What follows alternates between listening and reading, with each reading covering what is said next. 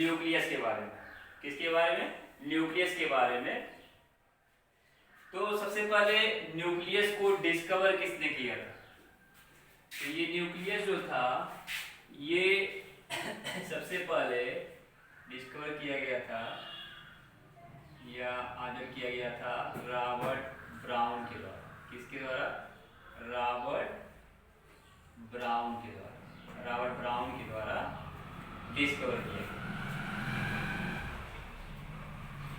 Nucleus को हम director of the cell कह सकते हैं या कंट्रोलिंग सेंटर ऑफ सेल कह सकते हैं। न्यूक्लियस को हम controlling centre of the cell कह सकते हैं या डायरेक्टर ऑफ द सेल कह सकते हैं। डायरेक्टर ऑफ द सेल कह सकते हैं। अब न्यूक्लियस पाए कहां जाते हैं? न्यूक्लियस जो होते हैं, जितने भी यूकैरियोटिक सेल हैं सब में पाए जाते हैं, एक्सेप्ट किसको छोड़ करके? ये जो है सारे यूकैरियोटिक सेल में पाए जाएंगे, किसको छोड़ करके? Except mature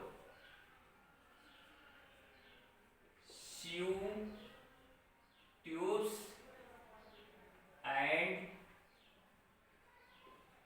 mammalian RBC. Nucleus तो सारे यूकैरियोटिक सेल में पाए जाएंगे, लेकिन किस में नहीं पाया जाएगा? किसको छोड़ करके?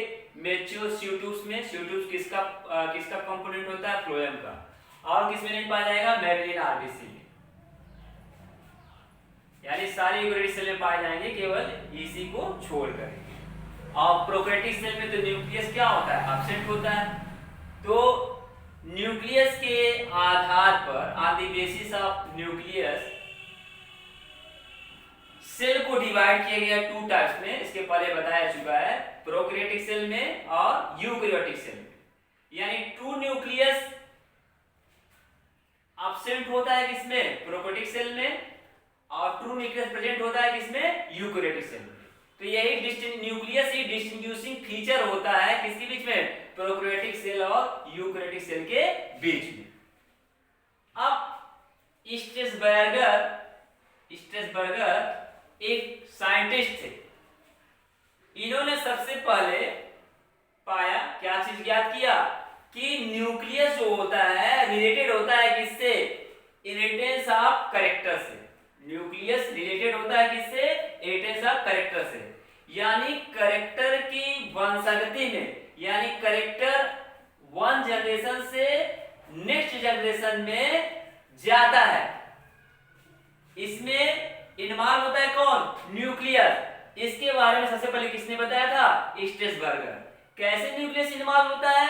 क्योंकि न्यूक्लियस के अंदर क्या पाया जाता है? ये क्रोमेटिन पाया जाता है, थ्रेड लाइक स्ट्रक्चर, या कह सकते हैं ये बाद में क्या कंडेंस होकर के क्रोमोसोम बना लेते हैं। तो क्रोमोसोम में क्या होते हैं? जीन्स स्थित होता है। क्रोमोसोम में क्या पाया जाता है? जीन्स होते हैं। वही जीन्स जो होते हैं पेरेंट्स के कैरेक्टर को ऑफस्प्रिंग में ले जाने का काम करते हैं। इसलिए इसको क्या कहा गया? कि न्यूक्लियस रिलेटेड होता है किससे? इनहेरिटेंस ऑफ कैरेक्टर से।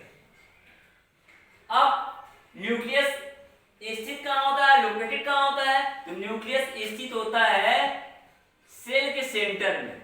न्यूक्लियस कहां स्थित होता है? सेल के सेंटर में स्थित होता है।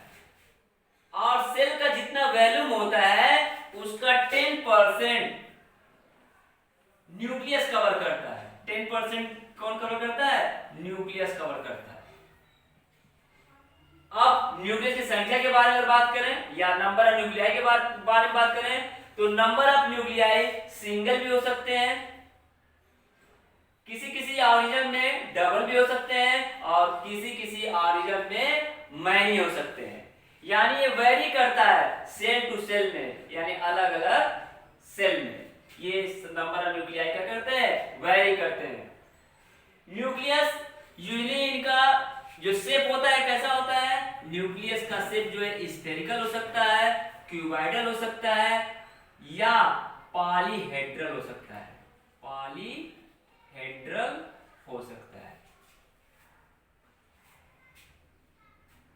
अब बात करेंगे न्यूक्लियस के स्ट्रक्चर के बारे में। तो ये स्ट्रक्चर है किसका? न्यूक्लियस का। Structure of nucleus, structure of nucleus. ये जो स्ट्रक्चर है न्यूक्लियस का, इसमें हम देखेंगे कि बाहर आउटर साइड में क्या चीज होता है? कवरिंग होता है, जिसको हम कहेंगे न्यूक्लियर मेम्ब्रेन, या न्यूक्लियर एनवलप, न्यूक्लियर एनवलप कहते हैं। अब यहां पे हम देखेंगे कि दो मेम्ब्रेन है, आउटर मेम्ब्रेन है और इनर मेम्ब्रेन है। तो हम कह सकते हैं न्यूक्लियस क्या है? डबल मेम्ब्रेनस स्ट्रक्चर है। अब इसमें और क्या पाया जाता है? न्यूक्लियस के अंदर न्यूक्लियोलस पाया जाता है, न्यूक्लियोलस पाया जाता है। न्यूक्लियस के अंदर क्या पाया जाता है? न्यूक्लियोलस। और ये थ्रेड लाइक स्ट्रक्चर दिखाई दे रहा है, इसको हम क्रोमेटिन फाइबर कहते हैं। क्या कहते हैं? क्रोमेटिन फाइबर, क्रोमेटिन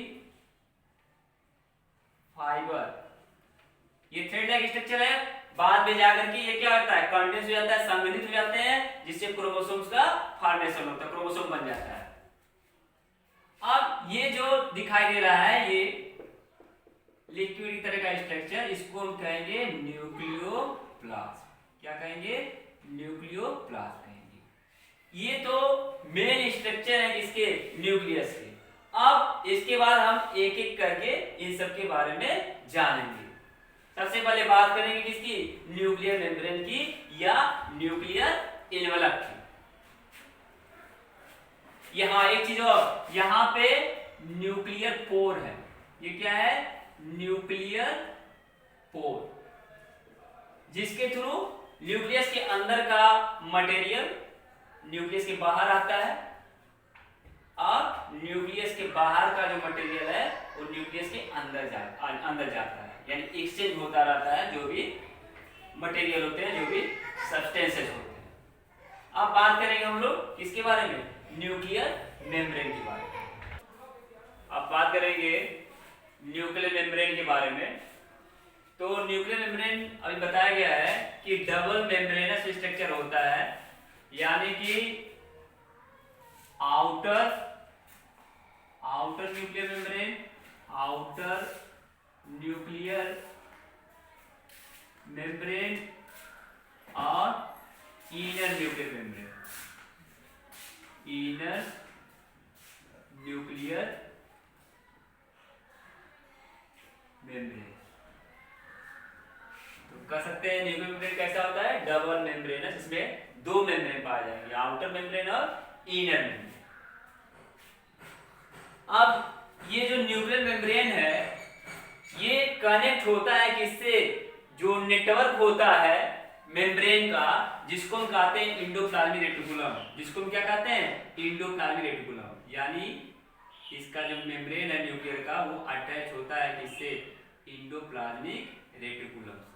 किससे अटैच होता है? Endoplasmic reticulum. ये राइबोसोम्स लगे हुए एंडोप्लाज्मिक रेटिकुलम है, endoplasmic reticulum. It is connected to, ये जो मेम्ब्रेन है, न्यूक्लियर मेम्ब्रेन है, ये कनेक्ट होता है किससे? जो नेटवर्क है किस चीज का? मेम्ब्रेन का। और ये नेटवर्क जो होता है मेम्ब्रेन का, इसको क्या कहते हैं? एंडोप्लाज्मिक रेटिकुलम का। ये जो न्यूक्लियर मेम्ब्रेन है, ये सेपरेट करता है, किसको सेपरेट करता है? न्यूक्लियस को साइटोप्लाज्म से। यानी इसके बाहर यहाँ पे क्या होंगे? यहाँ पे क्या होंगे? यहाँ पे क्या होंगे? यहाँ पे साइटोप्लाज्म होंगे। ये सब क्या होंगे? यहाँ पे ये न्यूक्लियस के बाहर, ये सेल के अंदर न्यूक्लियस होगा, ठीक, और न्यूक्लियस के बाहर क्या होंगे? ये साइटोप्लाज्म होंगे। ये क्या होगा? साइटोप्लाज्म होगा। तो ये जो है न्यूक्लियर मेम्ब्रेन सेपरेट करने का काम करता है न्यूक्लियस को किससे? साइटोप्लाज्म। न्यूक्लियस से साइटोप्लाज्म को सेपरेट करने का काम करता है। अब ये जो न्यूक्लियर मेम्ब्रेन है, जगह जगह हम देखेंगे इस न्यूक्लियर मेम्ब्रेन पे ये हो गया, ये हो गया, ये हो गया, ये सब क्या है? पोर है। न्यूक्लियर मेम्ब्रेन पे क्या है? पोर पाया जा रहा है। इस पोर को हम कहते हैं क्या? Nuclear pore. इस पोर को क्या कहते हैं? न्यूक्लियर पोर कहते हैं। और इसी पोर के थ्रू क्या चीज ट्रांसफर होता है? जो मटेरियल है न्यूक्लियस के अंदर के मटेरियल बाहर की तरफ आते हैं, यानी बाहर की तरफ कहां? साइटोप्लाज्म की तरफ आते हैं। ये जो न्यूक्लियर मेम्ब्रेन होता है ये सेलेक्टिव परमेबल मेम्ब्रेन होता है, तभी जो है अंदर का मटेरियल इसके थ्रू बाहर आता है साइटोप्लाज्म की तरफ, साइटोप्लाज्म की ओर। अब आउटर मेम्ब्रेन और इनर मेम्ब्रेन, ये आउटर मेम्ब्रेन हो गया, ये इनर मेम्ब्रेन है। इन दोनों के बीच में क्या होता है? पेरीन्यूक्लियर स्पेस होता है। क्या होता है? Perinuclear space. Perinuclear space. ये तो हम लोग बात किए किसके बारे में? न्यूक्लियर मेम्ब्रेन के बारे में। अब हम बात करेंगे किसके बारे में? न्यूक्लियोप्लाज्म के बारे में और न्यूक्लियोलस के बारे में। अब बात करेंगे न्यूक्लियोप्लाज्म की। ये जो न्यूक्लियर एनवेलप है या जो न्यूक्लियर मेम्ब्रेन है ये इनक्लोज करता है। इसमें क्या चीज होता है? एक लिक्विड ग्राउंड सब्सटेंस, जिसको हम क्या कहते हैं? न्यूक्लियोप्लाज्म कहते हैं। जिसको क्या कहते हैं? न्यूक्लियोप्लाज्म कहते हैं। ये जो न्यूक्लियोप्लाज्म होता है फाइब्रस होता है। न्यूक्लियोप्लाज्म कैसा होता है? फाइब्रस होता है, ट्रांसपेरेंट होते हैं और सेमी सॉलिड मतलब अर्ध ठोस, सेमी सॉलिड, ग्रेनुलर मतलब दाने की तरह का ग्रेनुलर सब्सटेंस होता है, जो न्यूक्लियस को क्या किए रहता है? फिल किए रहता है। जो न्यूक्लियस क्या किए रहता है? फिल किए रहता है। इसमें और क्या होगा? न्यूक्लियोप्लाज्म में क्रोमैटिन फाइबर होगा, इसको हम क्रोमोसोम्स कह सकते हैं। और क्या होगा? न्यूक्लियोलस होगा। क्या होगा यहाँ पे? ये न्यूक्लियोलस। ये तो हो गया न्यूक्लियोप्लाज्म के बारे में। अब बात करेंगे न्यूक्लियोलस के बारे में। सबसे पहले न्यूक्लियस के बारे में क्या चीज जानेंगे? न्यूक्लियस के अंदर ये जो न्यूक्लियस है, इस न्यूक्लियस के अंदर एक या एक से अधिक क्या हो सकते हैं? न्यूक्लियोलस हो सकते हैं। Inside the nucleus there occurs one or more than one denser bodies called nucleolus. ये जो न्यूक्लियोलस है यहाँ पे देखेंगे किसी भी प्रकार का मेम्ब्रेन नहीं पाया जाता है। किसी भी प्रकार का मेम्ब्रेन नहीं पाया जा रहा है, यानी it is not bounded by any membrane. ये किसी भी मेम्ब्रेन द्वारा घिरा नहीं रहता है। ये जो न्यूक्लियोलस है ये बना होता है, इसमें क्या होगा? लार्ज अमाउंट में आरएनए होंगे और क्या होगा? प्रोटीन होगा, जिसका यूज होता है किसके फॉर्मेशन में? राइबोसोम के फॉर्मेशन में। जिसका यूज होता है किसके फॉर्मेशन में? राइबोसोम के फॉर्मेशन में। इसलिए हम इसको क्या कर सकते हैं? फैक्ट्री ऑफ राइबोसोम भी कर सकते हैं। फैक्ट्री ऑफ राइबोसोम भी कर सकते हैं। यहाँ पे आरएनए है, आरएनए का फुल फॉर्म होता है, आरएनए का फुल फॉर्म होता है ribo nucleic acid. Ribonucleic acid. अब आज का लेक्चर यहीं पे समाप्त होता है।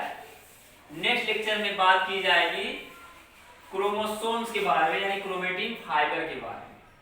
आप लोग चैनल को सब्सक्राइब कर लीजिएगा, अधिक से अधिक वीडियो को शेयर कीजिएगा, ताकि आप लोगों को समय अनुसार नोटिफिकेशन मिलता रहे। Thank you.